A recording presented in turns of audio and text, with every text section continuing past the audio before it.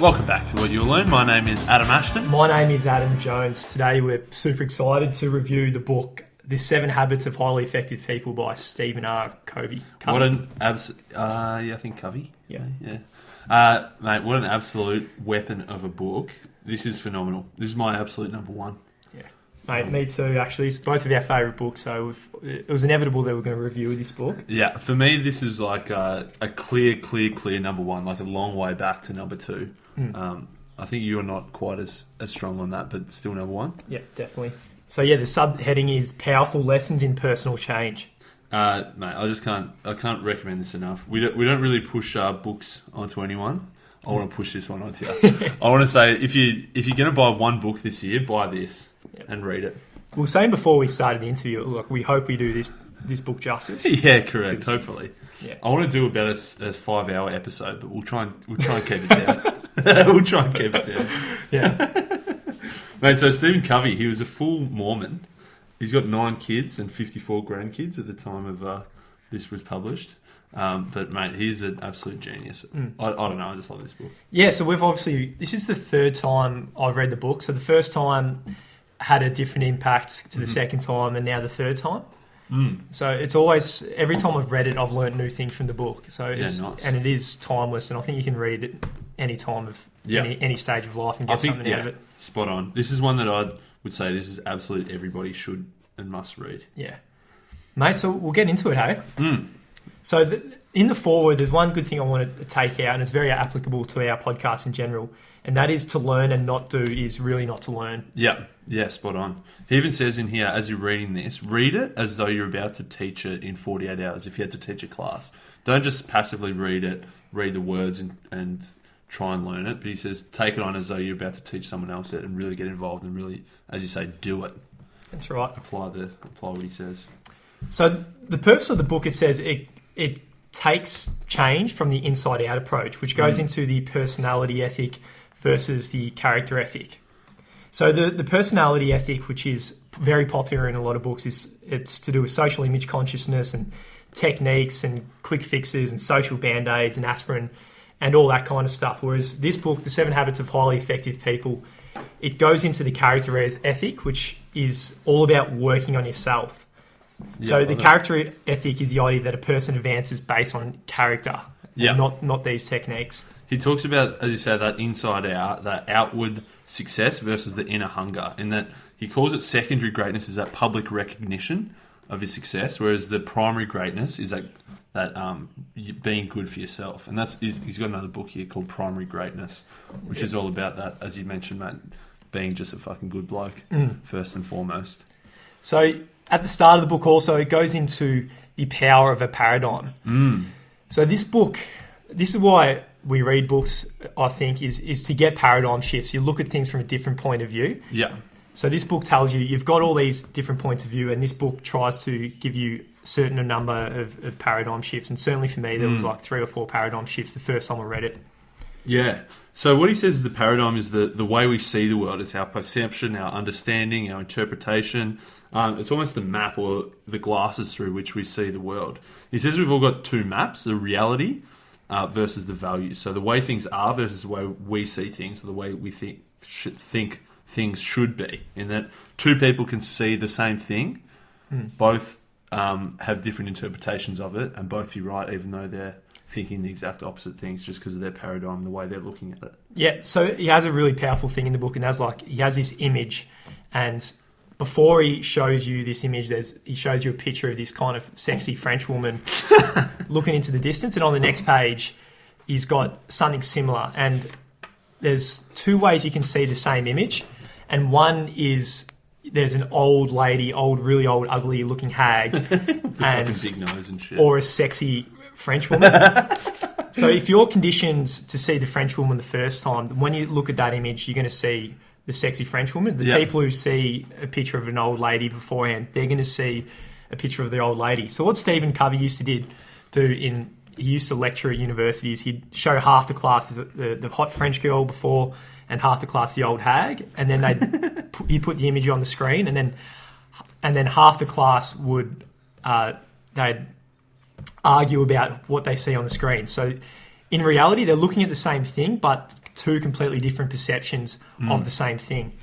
So that's the power of a paradigm. It's your view of the world, and other people can see it differently, and there's other ways of viewing things. Yeah, I love it. And so he talks about this inside-out approach of the Albert Einstein quote is, the significant problems we face cannot be solved with the same level of thinking we were at when we created them. So what Covey is saying with these paradigms, we've got to start with our innermost self. And it's through shifting our paradigms, we can shift our character and motives, and that's how we can change and improve, solve our problems. Yep. Should we get a quick overview of the 7 habits? So basically, we did the book Mini Habits. Basically, habits are just unconscious patterns. They take a lot of energy to get started, but once they become ingrained, it takes a lot less energy to stick to them and keep going. He calls habits the intersection of knowledge, skill, and desire. So it's the what, the why, the how, and the want to do these. So with that, you got, and this is very interlinked with all the habits, you got production versus production capacity, he says in the book. So this is the balance between what she says, the golden egg. So a goose producing the golden egg and maintaining the welfare of the goose. Yeah. So he says that you can focus on production and try and be as efficient as possible, but you need to have the balance in that you also need to increase your production capacity. So you need to grow your ability to produce, not just the efficiency at which you produce it. So these are themes that are very consistent throughout the whole entire book before we get stuck into the habits. Yeah, there's a lot of content here. I hope we're trying to be clear. But yeah, so he says that happiness is the ability to sacrifice what we want now for what we want eventually. So that delayed gratification, rather than taking something small now, putting in that consistent effort, build your habits, and over time have that much bigger win in the future. That's it. Mate, habit 1? Habit 1, be proactive. So as a bit of an overview, he's got this image here, which is a circle and the habits in between. So he says that everyone starts at dependence, and the first 3 habits are the private victory that take us from dependence to independence. The next 3 habits are the public victory that take us from independence to interdependence. And then the 7th habit is just improving everything. Yep. So habit 1, be proactive. So that's part of the private victory, and you need to get the private victory before you can move on to the public victory. Yep. So proactivity, it means more than taking initiative, he says. It means as human beings, we are responsible for our own lives. He says that we need to take that responsibility and honestly say, I am what I am today because of the choices I made yesterday. Yep. Don't blame your husband or wife. Don't blame the government. Don't blame anything else for the situation you're in. You're in the situation you're in because of the choices you've made. And this is what makes us uniquely human. It's this ability of self-awareness. So it's the gap between stimulus and response. So if something happens to you, you have the ability to choose your response. Love and it. That goes into the theme of responsibility, he says. So highly proactive people recognise responsibility. So if you're breaking down the word, it's a response ability. It's the ability to choose. Yep, nice. And as part of that ability to choose, he says that don't ever say, I have to do this, whatever that may be, because you've got the ability to choose. Don't feel that you have to, and I have to go to class today. You don't have to go to class. You choose to go to class because you know that if you don't go to class, then you don't learn that thing. You don't have to do anything. You've got the choice. Yeah, so many people like that wait for something to happen or someone to come and take care of them. But proactive people, they realise it's up to them. If they want something, they got to go out there and go and get it and taking the initiative to make the changes in their life they want to see. Absolutely love it. Now, my favourite part of this habit is the circle of concern versus the circle of influence. And so he says that most people have a very large circle of concern in that the things that they worry about, and a very small circle of influence in that the things that they can actually control and impact upon. Whereas as a effective person, you should focus on growing your circle of influence and minimising your circle of concern. So reactive people, they're always thinking about the circle of concern is always not on the things they control. They're always worrying about the news or something going on in Afghanistan or fucking, I don't know. There's something they can't control, and that's what ends up influencing their lives. So they get influenced by these outside things they can't even control. Yeah. So by shifting all your focus onto the things you can control and just being concerned with the things you can control, you actually start influencing the other the outside world. Yeah. Did I kind of... Yeah, no, absolutely. In that you can't be worried about the weather or the government or what's happening on the other side of the world, because most people have got those in their circle of concern, but you can't do anything about it. So you shouldn't worry. You should try and remove those from your circle of concern and instead focus on building up yourself to improve your circle of influence. Yep. And just a few things on language, just to know if you're being reactive and proactive. So if you're being reactive, you're talking to yourself or talking to others like, there's nothing I can do. That's just the way I am. He makes me mad. I can't, I must. Whereas if you're proactive, you're just focusing on the things you can control. So let's look at the alternatives. I choose, I prefer, I will. Yeah. So if you're having a fight with someone in a relationship or something like that, a reactive person might think, oh, he's... because he did X, Y, and Z, that's what makes me feel bad. But a proactive person will just focus on themselves and how they can change themselves to make the situation better. Yep, love it. And the other language thing is have versus be. So it says the reactive circle of concern people are saying, I'll be happy when I have my house paid off, or if only I had a boss that wasn't such a dick, or if only my kids were better, if only I got my degree, if only I could have a degree. All those haves are reactive circle of concern, whereas be, I want to be more resourceful, I want to be more diligent, I want to be creative, I want to be more cooperative. That's focusing on growing your circle of influence. Yep. Hang on, mate. We'll get into habit 2 now. Begin with the end in mind. So there's a very powerful start, yeah? So should we give it away? Now, we'll let people read it. Yeah, read that, I reckon, yeah. Let them read that part, but basically... it begins with a powerful... it begins with a powerful image of you when you die. So if you just think about what the end of your life looks like, because you're gonna die one day, and that's covered in a lot of books. It's like, what do you want your life to be about?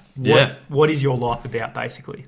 When you get to your funeral and someone's talking about you, what do you want them to say about you? As a person, as your professional life, as your contribution to the world. Think about, begin with that end in mind. Think of where you want to end up. And have that as your frame of reference for what you do today. So what you're going to go out in this world is like, what's your message as a person here? And work within that frame of reference, mate. So he says all things are created twice. The first is mental. So the first is what we've been talking about, in that you have to think about what you want the end to be. So that's the mental creation of what you want to happen. Next comes the actual physical creation of what you want to happen. In that you've got this idea, does the physical creation match the idea, or are you going to live on other people's agendas, he calls it, OPA? In that you've got the choice, you have to make that conscious choice, you've got the responsibility to create your mental image, rather than relying on society or what your boss tells you or what your parents think you should do. And this is there's a really cool link to the first one. So it says, so everything is created first in the mental, and if you're not proactive, it's based on someone else's mental idea. But if you're proactive, it's based on your first creation, not somebody else's. That's sick. And so he talks about while we're on sort of that creating, and that the management is about being efficient, whereas leadership is about being effective. And so he says being effective means you're choosing the right things and creating the right things. If you're just trying to focus on being as efficient as possible, as quick as possible, he says you're going to get to the wrong place quicker. Yeah, so he uses the analogy here. It's easy to get caught up in this activity trap of just busy being busy, to work harder and climb up the ladder, only to realise that the ladder was leaning against the wrong wall. Yeah. Mate, because how common is that? I've been there in the past where I'm just working hard, busy. And then looking back on it, I was just doing unimportant things. And absolutely. Things that I don't even value. So yeah, correct. And so that you need that leadership, and he calls it personal leadership, and that you need to choose the right place to go and focus on that, rather than just letting yourself be guided by other people and trying to get there as quick as possible, but ending up in the wrong place. Yeah. So both are super, super important. So the second creation is management. So that's the actual action of doing it. So efficiently and finding strategies to accomplish things, but the leadership gets you there choosing what the hell you want to do. Being the right thing. He's got a few funny stories about a manager versus a leader as well. Yeah. Which are worth a read. So he says efficient management without effective leadership is like straightening deck chairs on the Titanic. You're just going down. I like that one. So Cool, man. So habit 1 says you are the programmer when you're Yep. proactive, and habit 2 says now write the program. Yep. Nice. And then habit 3 is, Put first things first, and that's running the program. and that's running the program. Yeah. Yeah. Good. So putting first things first, and this is the third habit of the private victory, going from dependence to independence. Yeah. And so he talks about a lot about time management in this sense, yeah? Yeah, that's right. And he's saying that most people think of time management as being really efficient and getting a lot done. But again, tying into habit 2, you need to be doing the right things first of all. So efficiency is doing things right and doing things quickly, whereas effectiveness is doing the right things. Yeah. So you need to be effective first and then efficient second. So he's got 4 quadrants. So there's 2. Think of an x-axis and a y-axis, and on the x you've got urgency, and on the other axis you've got importance levels. Yeah. So so left to right is urgent, and up and down is important. So some people, if you know the type of person who gets beaten up by problems all day and everything's urgent and then in a rush, they might be 90% in quadrant 1, which is urgent and important, and 10% in quadrant 2, which is important but not urgent. So everything's in a rush.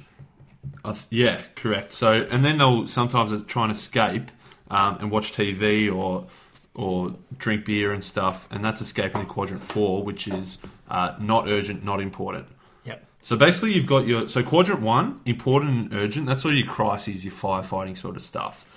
Quadrant 2, important but not urgent, that's the quality time, that's prevention, planning, growing, improving. That's where you want to be. We'll get to that. Quadrant 3 is your distractions and interruptions. That's not important, but they seem urgent. And then quadrant 4, not important, not urgent. That's just your time wasters and busy work stuff. It's your television, your TV watching. That's a TV watching, basically. Which is social media crap. Yeah.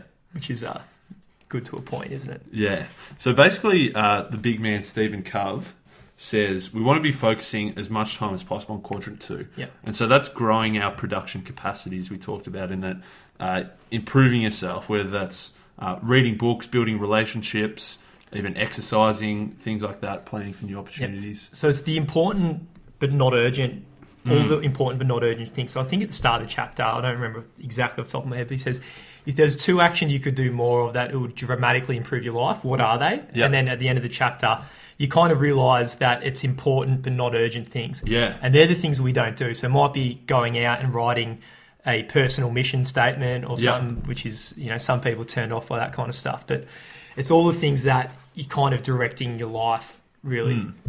So, yeah, exactly. And that's what not many people spend their time in quadrant 2 because it's not urgent, whereas you need to make time to do it. Most people are spending their time in interruptions and crises and busy work of quadrants 1, 3, and 4, but they're not getting to quadrant 2, that real quality, important stuff. Yeah.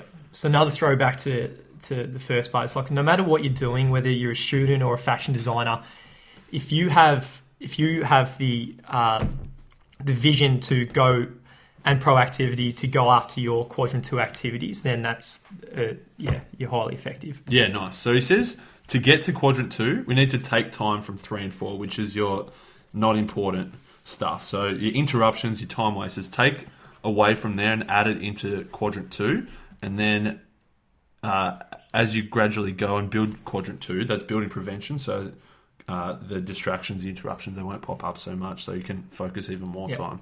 He says it's almost impossible to say no to the popularity of 3 or the pleasure of 4 without a bigger burning yes inside. Yeah, that's it, mate. Get that fucking big yes. Big start, a bit of a start with why kind of yeah, exactly. link there, Yeah. So I guess in terms of what he also recommends here, actually I might have stolen this from somewhere else, but so he says quadrant 4, that's your time wasters. So he says don't do them. That's your not urgent, not important, so don't do it.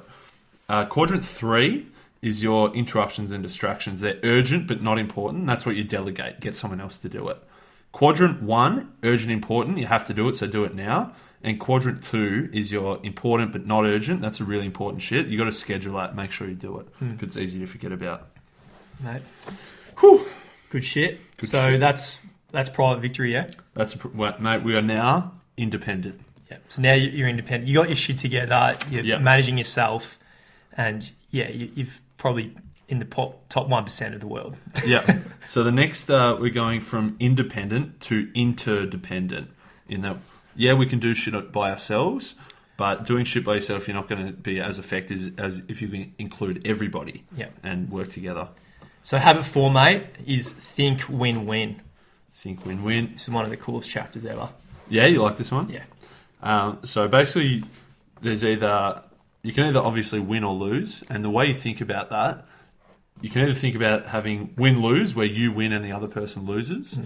Actually, do you want to go through this bit? So you got win. So you got. So there's 4 different ways of looking at things. So you can think win-win, win-lose, lose-win, lose-lose, and we're kind of programmed in a certain way of looking some things. So in the sporting arena, there'll be 2 teams. So one team wins and one team loses. So what he's saying is there's certain times when you're going to use each kind of one. So when it's competitive, win-lose might be right, or lose-win. But not all of life is a competition. So in most cases, win-win is the best outcome, where you can find a situation where both parties are going to have a win. And so win-lose is obviously you win, they lose. And that might be good if you only deal with that person once and you want to win, but not good for long term. Lose-win is if you're a people pleaser, and you're fine to lose if the other person feels good about winning. He also said that there's win, which is you just like focus on winning yourself, don't care about anyone else. But obviously the big dog is fucking win-win. Lose-lose was like... So if you're so centered on an enemy that you get blinded by everything except your desire for that person to get fucked. So he said like there was a husband and wife divorce. The wife had to get half of everything. So the guy's like, fuck you. And so he sold his $10,000 car for $50 and gave her $25. Sold his $300,000 house for $1,000 and gave her $500. So he was losing, but he was happy because she was losing as well. So if you think win-win, and if you see everything as cooperative, you could pretty much approach anyone with an idea. If you can always find out a way where you can benefit someone else whilst benefiting yourself, you're going to be more effective, and there's always so many more opportunities out there. Yeah, exactly. And that's where you want to be. And he says that you've got sort of a low form of win-win is compromise. So that if there's 2 people that want opposite things, you can compromise, you both win a little bit. But the highest version of win-win is called win-win or no deal, in that you want to both win, and if there's no way in which you can both win, decide not to do anything, because it's better to not do anything than for someone to lose. Because if it's like win-lose, you subconsciously, the other person feels like that, the one person knows the other as well. Yeah, not good for a long-term... Mate, next one. Habit 5, seek first to understand, then be understood. So I reckon this is phenomenal in that most people... will hear somebody come to them with a problem, and straight away they'll want to try and solve that problem and give their advice. But you need to first understand what the true problem is. He says if you just listen to the words and get that surface level problem, you're not going to really discover the true underlying problem. So most people do not listen with the intent to understand. They listen with the intent to reply. So, mate, I'm probably still there 90% of the time, but it's until you read a book like this and you become conscious of it that you're always just, your own autobiography on what someone else is saying. You always just, whenever you're talking to someone, you're always just thinking about what you're going to say next. You're not actually listening to them because you're just thinking, what am I going to say next? So when you actually seek to understand someone, you're giving them psychological air and because no one else really is doing it. So Exactly. No, spot on. And so he says that there's a few different levels of listening. The first level is just ignoring, and so that's obviously not even caring what they have to say. The next level is pretending, and that's where you pretend to listen, but you're really just keen to talk about what you want to talk about. Next is selective listening, and that's, you might pick up a few things here or there. Next is attentive listening, but the real fucking major big dog is empathic listening. So really trying to, not sympathetic, but be empathic. So empathy, not sympathy. So really understanding them. Phenomenal. So the autobiographical response. So if you're not looking at through their lens of understanding, you're looking at through your own. So what you might be doing is you evaluate. So this is bad. So you evaluate. So you'll agree or disagree based on your own ideas. You probe. So you ask questions from your own frame of reference and your own experiences. You advise. So you give counsel based on whatever your own experiences are. and you interpret. So you figure them out based on what your experience in life is. And that's bad. That's bad. Yeah. Yeah, you don't want to be doing that. Yeah, no, absolutely not. And so he says the better way to listen, he said that the low level is to mimic, so basically repeat back to them what they said. The next level is to rephrase it, but more importantly than rephrasing it is reflecting the feeling. So don't repeat their words back to them, but repeat the feeling back to them. Yeah. And he's got a few examples in here that you can have a read of. Yeah. Right, good stuff. Habit 6? Or you're more on this? Sorry, mate. So that was seek first to understand. The next, he says, then to be understood. So if you want to be understood, this is very much start with why. He says most people just start with giving the logic of what they want to say, whereas he says here you need to first start with your character, personal credibility, and then next give your sort of empathic relationships with other people, and then go to the logic behind what you're saying. So he had the 3 Greek ethos, pathos, and logos. Yeah, I probably butchered those pronunciations, but he's saying So you start with start with why. The book we did. So start with yourself, your personal credibility first, then your empathic side, your relationships, and then get to the logic of what you want to say. So he says when you go to try and understand someone, you open yourself up to be influenced. So when you're really listening to someone's point of view in the world, you might be influenced, but that is when you can influence someone else as well. Because when you're both open that kind of connection and that communication, that's when you can start influencing others. And when someone feels like you truly understand them, they'll take your advice on board. If someone just says their problem, you give them advice, they're going to think this guy doesn't know what my problem is. Yeah. Whereas when you show that you actually truly understand what their problem is, then they'll respect your advice a lot more. Yeah. Love it. Sorry, mate. Habit 6? Habit 6 is synergise. Basically, the summary of this is the whole is greater than the sum of its parts. So by working together with trust and cooperation, we can do better than what we could do by ourselves. So the essence of synergy is to value the differences and respect the differences. So if someone's got a different point of view, get excited that they do and try and view it from their point of view because you might learn more. So, if you don't look to synergise, your only data about the world is just yourself because you're not valuing anyone else's opinions. Yeah, spot on. He says, so you sort of start off with low trust and low cooperation. That's defensive, working together defensively. That's your win-lose. As you move up to sort of half trusting, half cooperation, you're respectful. That's where you'd compromise. But when you get to high trust, high cooperation, that's synergy and that's win-win. Yeah. He talks about the middle way, which is I think we talked about in Untethered Soul, a bit of Buddhist boot camp. Yeah. In that, always finding that middle way to work together that's going to benefit everyone a lot more. Yeah. Mate. Synergise. Great stuff. Mate, so part 4, so at this point you got the public victory. Yeah, so we started at dependence. Through our private victory, we got to independence. Through our public victory, we got to interdependence. And habit 7? Habit 7 is sharpen the saw. So that's basically tying everything together and just being an absolute big dog now. Just working on everything, yeah? So he uses the analogy of some big dog just with his saw going off at a big tree trunk and he's going at it for about 8 hours hard. Whereas if he took the time out to actually sharpen the saw, he'd probably get the tree down much, much quicker. Yeah, exactly. I think so. He sort of says here, a bloke comes over and says, "Mate, you've been at this for 5 hours. Why don't you stop for a bit, sharpen the saw, and go again?" The guy's like, "No, I've got no time. I've got to keep sawing, otherwise it won't come down." Yeah, I think it's an Abraham Lincoln quote. Maybe he says, "If I had 8 hours to chop down a tree, I'd spend the first 7 hours sharpening the saw." Yeah. So this is a habit that makes all the others possible. So it's definitely a quadrant 2 activity. Yeah. So important but not urgent. So you got to take the time out to renew yourself in 4 different areas, which is physical, spiritual, mental, and social. Yeah. So he says the physical is the tone. That's sort of your food, your exercise, your rest. And he says, if you exercise for half an hour a day, those 3 hours a week that you spend are going to make the other 165 hours a week so much more productive. Yep. And then on top of that, you got spiritual, which is your meditation, your headspace, or your music, your relighting, or you might have some kind of religious belief. Yeah, so that's getting a bit of perspective. Next was mental, so that's sort of getting autonomy. He says that most people sort of stop learning and stop growing when they stop formal education, when they stop going to school. Whereas you need to find time to continue your own personal education and personal growth. Yeah, and none of our listeners will have that problem, will they? No. Big readers. Reading's huge for that. And then social or emotional. Yeah, so that's about connectedness. You know, he sort of says here that a lot of our emotional side of things is tied to relationships. So build those relationships, service people, have empathy, work synergistically, sharpen that saw. And that's the book. That's the book. I hope we did it justice, man.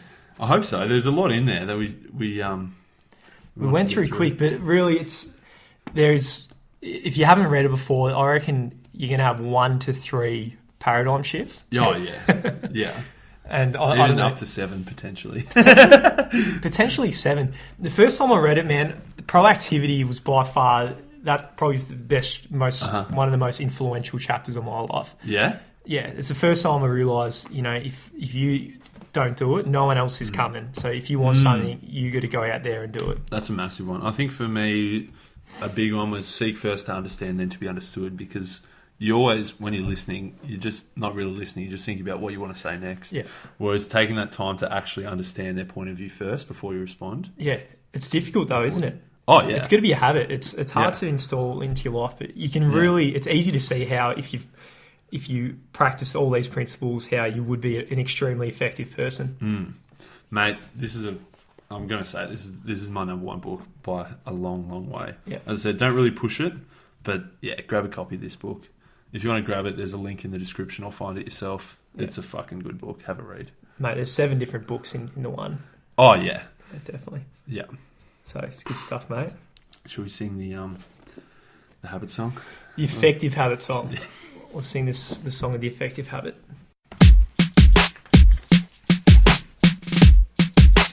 Adam Ashton's favorite book. 7 Habits of Highly Effective People by Stephen R. Covey. Power of the paradigm is hard to find. The paradigm shift is all you need in time. Start at dependence. Take that private victory.